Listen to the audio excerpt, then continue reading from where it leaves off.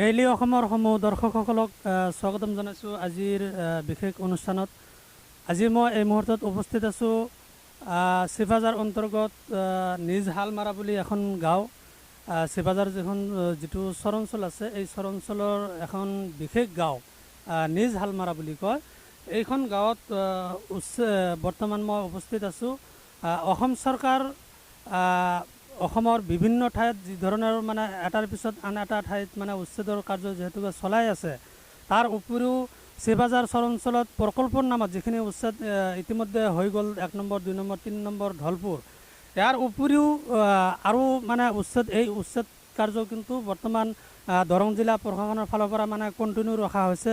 এখনৰ পিছত আৰু এখনকৈ ঠাই, এখনৰ পিছত আৰু এখনকৈ গাঁও উচ্ছেদ মানে কৰি থকা হৈছে, চলাই থকা হৈছে।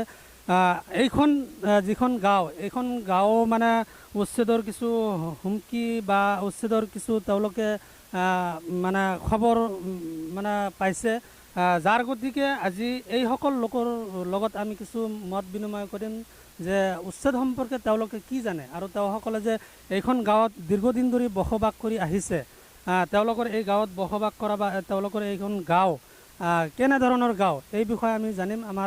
আমাৰ লগত এজন স্থানীয় ব্যক্তি আছে, মুৰব্বী ব্যক্তি, তেওঁৰ পৰা জানিব বিচাৰিম। এইটো আমাৰ এই নিশ্চলমাৰা গাঁও। নিশ্চলমাৰা গাঁও চৰকাৰে যিটো পদক্ষেপ লৈছে 1 নম্বৰ 2 নম্বৰ 3 নম্বৰ ঢলপুৰ স্থানীয় উচ্ছেদ হৈ গ'ল। হৈ যোৱাৰ পিছত এতিয়া আমাৰ এইটো নিশ্চলমাৰা গাঁও সেইটো পৰ্যটত পৰা নাই। কিন্তু আমাৰ এইটো মাটি আমি অসমীয়া গৰীয়া মুছলমানৰ পৰা কিনি লৈছোঁ। আমাৰ তাত দলিল আছে আৰু 97-2000 চনৰ পৰা আমাৰ এই যে খাজনা ৰচিদ আছে। আৰু এইটো আমাৰ ৰিবনি ভিলেজ। আমাৰ এইটো মাটি সব কিনি লৈছোঁ আমি, সব আমাৰ হাতত তথ্য বিধান আছে। আপোনালোকে খাজানা মানে দি আহিছিল? আমি খাজনা দি আহিছোঁ। 97 আৰু 2000 চনৰ পৰা 14 চনৰ পৰা বন্ধ কৰিছে, কিন্তু তাৰ আগতে আমি খাজনা দিছোঁ। কিয় বন্ধ কৰিছে জানে? এইটো আমি নাজানো, চৰকাৰে বন্ধ কৰিছে বুলি শুনা পাইছোঁ। আপোনালোকে ইয়াতে কিমান দিন ধৰি বসবাস কৰি আছে? ইয়াতে আমি বসবাস কৰি আছোঁ 30-35 বছৰ হয়। আমি আগত এই কিৰাকাটাত আছিলোঁ, কিৰাকাটাৰ পৰা ইয়াতে আহি বসবাস কৰি আছোঁ। আমি ইয়াত এই খাজনা ৰচিদ যে লৈছোঁ 97 বা 2000 চনৰ পৰা খাজনা দি আছোঁ। কিৰাকাটা কোন সমষ্টিত পৰে? কিৰাকাটা চিপাঝাৰ সমষ্টি, কিন্তু এইটো গৰাইখোৱা নদীত লৈ গৈছে বহুত মাটি, এইবিলাক মানুহ ইয়াতে আহিছে।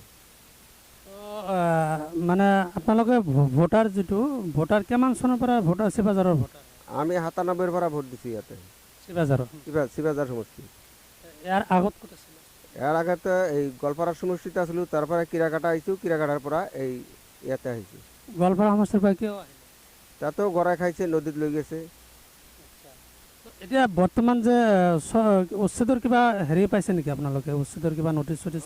উচ্ছেদৰ কোনো নটিচ দিয়া নাই। আমাক আগতে এই ADC বাইদেউ কৈছে বা মণ্ডলী কৈছে এইখানি পৰ্যায়ত পৰা নাই, এইটো পৰ্যায়ত বাহিৰত আছে। নিশ্চলমাৰা গাঁও, এইটো ৰিবনি ভিলেজ, ইয়াতে ইলেকশ্যন নহয়, চাৰ্ভে কৰা নাই, নটিচত দিয়া নাই। এতিয়া এই পুলিচ প্ৰশাসনে অলপ পৰা নাই, ঢলপুৰত নাই, এইটো মাটি আপুনি হাল নামাৰিব, তথাপিতো মাৰিছে। তেতিয়া গুচি গৈছে। তাৰ 7-8 দিন পিছত আমি আকৌ হাল মাৰিলোঁ, আমাৰ ওপৰ দি আকৌ আহি সিহঁতে ফেৰ হাল মাৰিছে। আমি আৰু তাত যোৱা নাই। এতিয়া উচ্ছেদৰ কিবা হেৰি পোৱা নাই আপোনালোকে? আমি নটিচ পোৱা নাই। আমাক সেনেকৈ ৰাইজ মাতি কোনো একো কোৱাও নাই। যদি উচ্ছেদ কৰে তেতিয়া কি কৰিব? যদি ইচ্ছুত কৰিলে কৰিবই। আমি কিন্তু ইয়াৰ পৰা ক'তো যাব নোৱাৰোঁ, আমাৰ ক'তো ঠাই নাই, আমি দুখীয়া মানুহ।